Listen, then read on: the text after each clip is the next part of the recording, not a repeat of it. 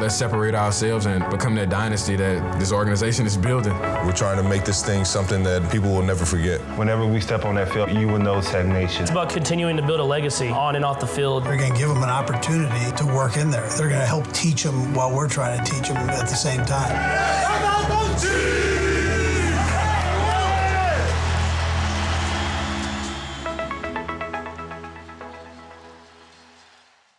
No, it's not the History Channel. It's Hy-Vee Chiefs Insider. But the Chiefs seemingly make history week by week by week, and they can make more history this week as they travel to Houston to take on the Houston Texans. We've got a great show to get you ready for the game. Willie Gay Jr. will be under the helmet after his explosive pick six against the Denver Broncos. And takeaways? The two guys that had takeaways against Denver are on this show because we're mic'd up with maybe the best slot corner in the NFL in L'Jarius Sneed. Matt McMullen will join me on Kingdom Conversations and talk about the two races that the Chiefs are running simultaneously. And we have a special feature on the late Derrick Thomas. But first, let's go back to Denver. A 14th consecutive victory by the Chiefs over their bitter rivals with our Chiefs Game Day recap. Today, one of the most heated rivalries in pro football. It's the Chiefs and the Broncos. Hey, mindset game. How are you going to attack this game? When we get on the field, we dominate. They're down for the Chiefs. They're 0 for 2 on third downs, leading 6-0. They have 3rd and 2 at their own 44. Mahomes being pressured, moves to his right. They're coming from behind him. Slings it to McKinnon at the 40. Batman loves this stadium. Touchdown. It was an underhanded shovel at the right boundary for a 56-yard touchdown. They were all over him, and he just slings it. I was like, either he gonna run it or he gonna do some crazy. Crazy shit it is. That's 3rd and 5 at their own 34. Wilson out of the shotgun, center of the field. Karlaftis comes on a rush, and Wilson will get sacked again. 3rd time in the game, it's Chris Jones. His 11th sack of the year. 2nd and goal to go for the Chiefs at the 10-yard line, leading 13-0. And a screen pass right side to McKinnon inside the 5. He dives for the end zone, and somersaults. Touchdown! Derrick McKinnon, his 2nd touchdown reception in as many drives. 4th down.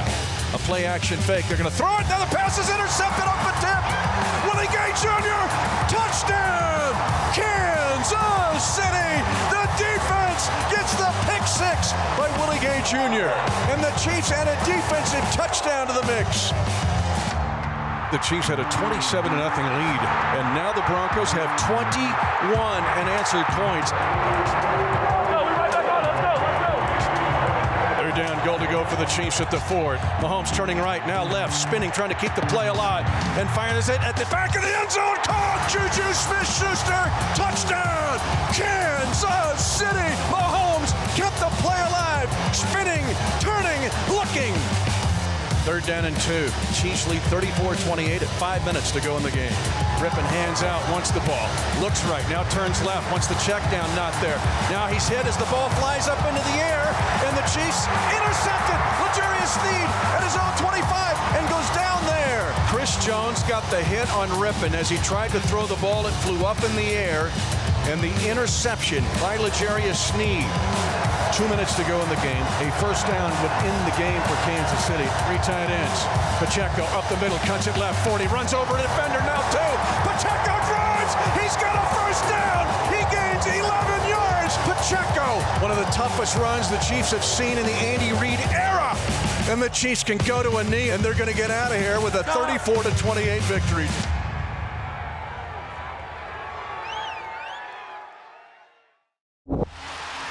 Coming up on Hy-Vee Chiefs Insider, we'll be under the helmet with linebacker Willie Gay Jr. and a special feature on a man who changed the NFL forever, Derrick Thomas. Chiefs Insider is brought to you by Hy-Vee, where there's a helpful smile in every aisle. And your Midwest Ford dealers, the official car and truck of the Kansas City Chiefs. Kansas City, they continue to dominate the division. The numbers tell us that. They lead the division. They're the number 2 seed in the AFC right now. Feeling great. It'll be a great day, wonderful day with my brothers. We do what we do. Can't nobody stop us, man.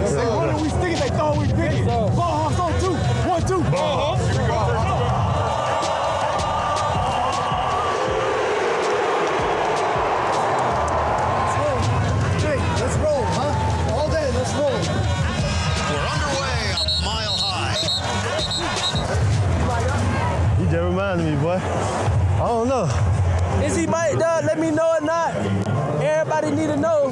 I just see cameras around. I don't know who they on. Leading 6-0. They have 3rd and 2 at their own 44. Mahomes being pressured, moves to his right. They're coming from behind him. Now slings it to McKinnon at the 40, to the 30, to the 20, to the 10, to the 5. Touchdown! Batman loves this stadium.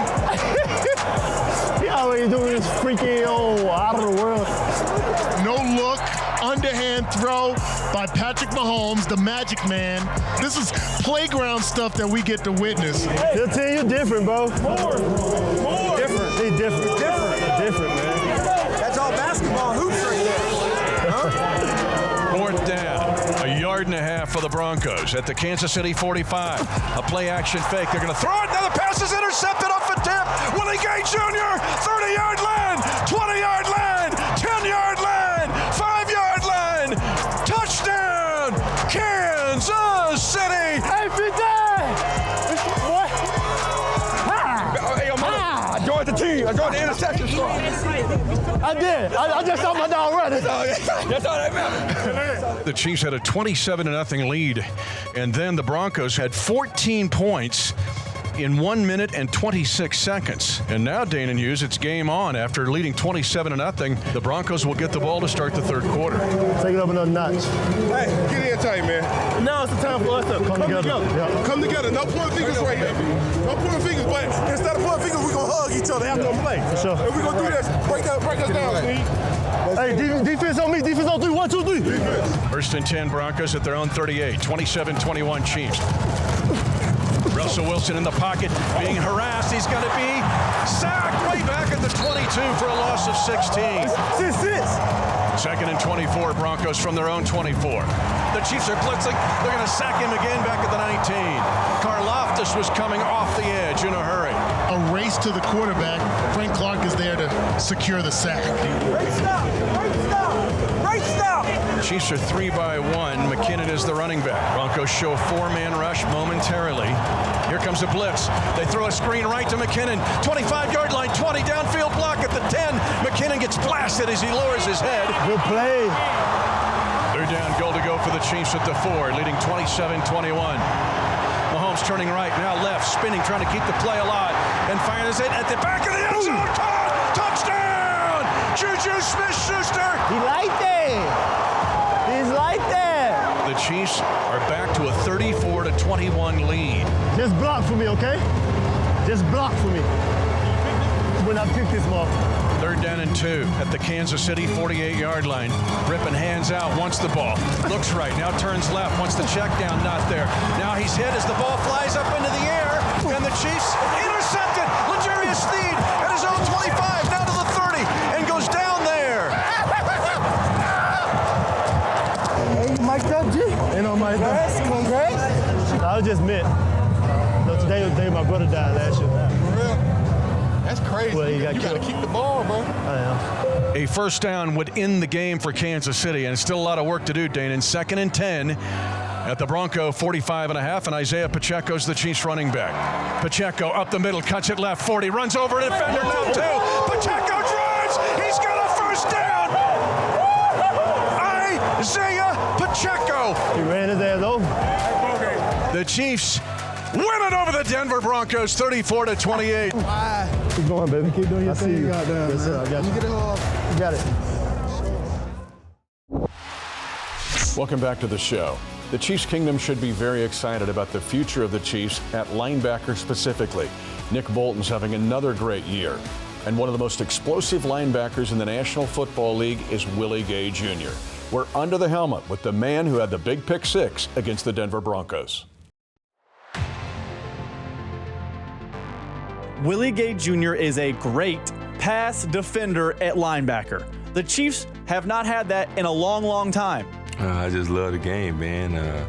I could be playing for the worst team in the NFL. I'm gonna still be the same person, you know. And whenever I picked up a ball or was able to run and tackle or do whatever, you know, that requires me to just run and hit and get touchdowns, you know, it's like a joy that comes over me, man. It can't nothing, no one take away. So, and being a juice man is it's a big role, you know, because I feel like people depend on me sometimes to bring the energy and to bring the juice. The fans, you know, I depend on them a lot, and they, you know, they always bring it, you know, in Arrowhead, so that definitely helps out a lot. Fourth down, 1.5 yards for the Broncos at the Kansas City 45. A play action fake. They're going to throw it. Now the pass is intercepted off the tip. Willie Gay Jr. 30-yard line, 20-yard line, 10-yard line, 5-yard line. Touchdown, Kansas City. The first one, and Willie Gay Jr. with that athleticism does it. It meant a lot, man, honestly, because I've been, you know, manifesting that type of play for all season. So, you know, I feel like some more coming the rest of the season. But it was a big play, man, and I felt really good. You know, I was really just more blessed and fortunate to even be in that position, you know, have my teammates celebrate with me after the touchdown. When I saw Russ roll out to his right, my left, I was like, okay, I'm gonna just try to see if I can knock the ball down. And it went straight up in the air, so I was like, oh yeah, I think I can get this one. And so I caught it, gave him the stiff arm, man. It all happened so fast, and all I remember is me running to the end zone. It was a great feeling. Derrick Thomas for Kansas City. Here comes a furious rush. Derrick Thomas gets a sack. Derrick Thomas now is the all-time record holder in Chiefs defensive history for safeties gained. He's having a ball. He's having a record day.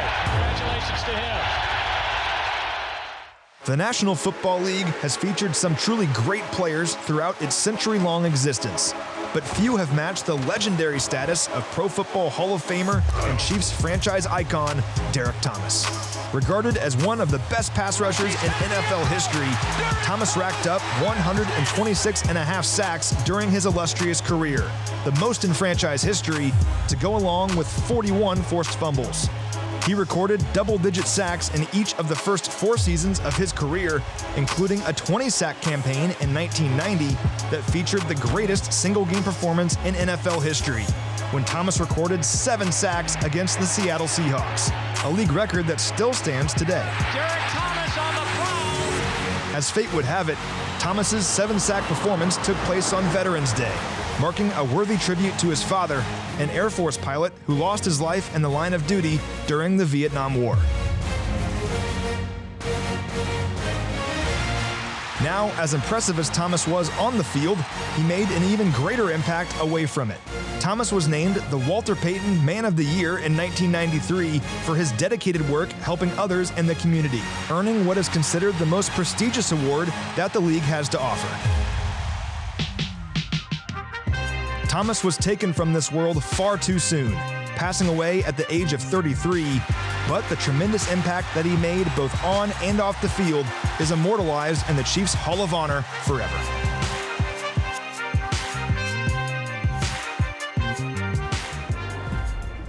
Chiefs Insider is brought to you by Hy-Vee, where there's a helpful smile in every aisle. And your Midwest Ford dealers, the official car and truck of the Kansas City Chiefs.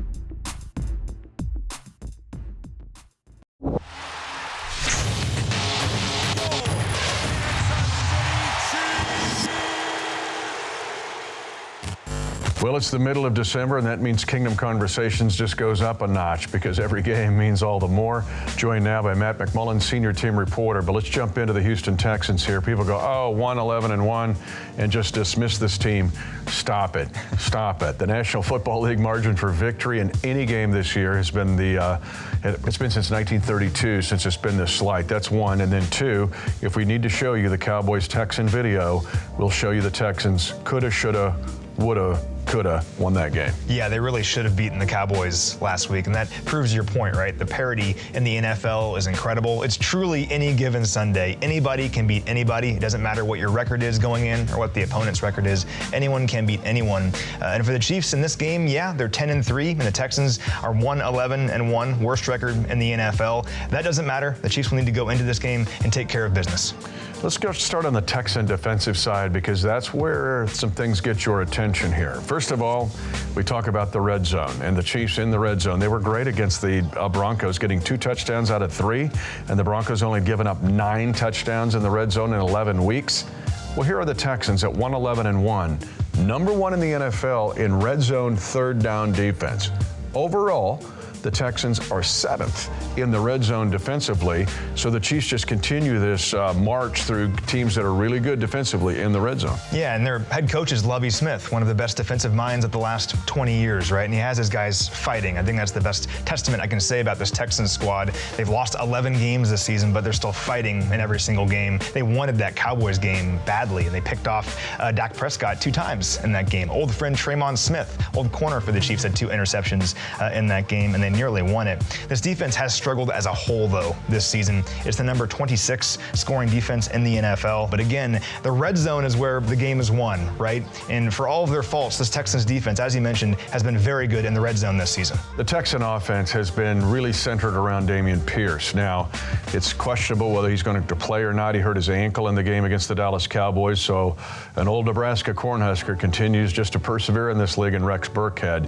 The quarterback situation, they played 2 last week. In fact, they elevated Jeff Driscoll off the practice squad to play quarterback against the Dallas Cowboys. But they have some capable receivers. In fact, one of the things that catch your attention, they're top 10 in the league in 42 20-plus passes, and that's not always the case with a 1-11-1 team. Yeah, they've found a way to get it done, and their record is not really indicative of that. Their offense isn't prolific by any means. It's the number 30 scoring offense in the NFL, averaging only 16.2 points per game, but they can find ways to move the football, and we saw Lovie Smith get very creative last week with that 2-quarterback system, right? They had Davis Mills and Jeff Driscoll, and the Cowboys really had no idea what to expect. I mean, randomly Jeff Driscoll would be out there, and is he running, is he throwing, we don't know. He was using that RPO game quite a bit, and usually he's just a runner, but he also had a 28-yard touchdown pass in that game. So he can throw the football. It's mostly going to be Davis Mills, most likely, we think, as of now at least, and he's had an up and down year. He's been good at times. Dameon Pierce, though, as you mentioned, is truly the key, and if he can't go in this game, it's just a huge, huge deal. This offense truly runs through Dameon Pierce, tremendous rookie out of the University of Florida. He has more than 1,000 scrimmage yards already on the season. And truly, if Dameon Pierce was still in the game at the end of the game last week against the Cowboys, they probably win that game. They could have made it a 2-score lead. They were at the 2-yard line on 2nd down. Dameon Pierce isn't in there. They can't score, and the Cowboys go down and win the game. Lovie Smith even admitted after the game that the red zone offense really struggled because Dameon Pierce wasn't in there. You know, the Vultures were kind of circling Houston around the trade deadline because they were looking at Laramie Tunsil, who's a very, very good offensive lineman for them. And then Brandon Cooks comes to mind because his name was popping up of, hey, go get Brandon Cooks off this team. But Chris Moore had a big game against the Dallas Cowboys with 124 yards receiving. Philip Dorsett II is on this team. Their receiving core does get your attention. They do have some guys that are banged up right now, though, and Cooks is one of them. Cooks is battling a calf injury and has missed some time lately. Also, Nico Collins, a second-year receiver. He has like 400 receiving yards this year. He's been pretty good for them. He's battling a foot injury right now. And if you combine those 2 guys with Pierce, so Pierce, Cooks, and Collins, they've combined for 54% of the Texans' scrimmage yards this season. So if those 3 guys can't go, or if they're banged up, that's a very big deal for this offense that's already struggling overall as a unit, and if you're missing your top 3 guys, very difficult to move the football. But there's 2 races the Chiefs are running, and it's kind of been that way the last 3 seasons, really 4 maybe. But think about if you know distance runners that are friends and they run the steeplechase and they run the 10,000. Go watch the 10,000-meter run sometime at a track meet. You just keep going round and round, like how many more laps? But the Chiefs are running 2 races here. Let's just say they're running the steeplechase. They can cross the finish line and win the division this week.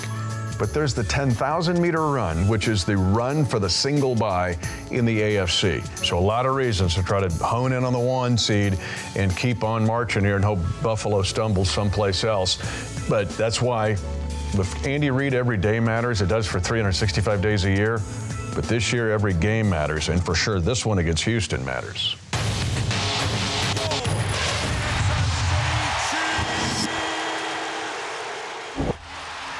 Thanks for joining us on this week's show. The Chiefs will try to get 2 things done in Houston. Keep pace in challenging for a 1 seed in the AFC and win the AFC West for a 7th consecutive year. That would be 2nd best in NFL history in division dominance. Next week, it's a Christmas Eve game against the Seattle Seahawks, and the Chiefs will be looking for a 16th consecutive victory against the NFC. We'll get you ready for the holidays and Seattle right here on Hy-Vee Chiefs Insider.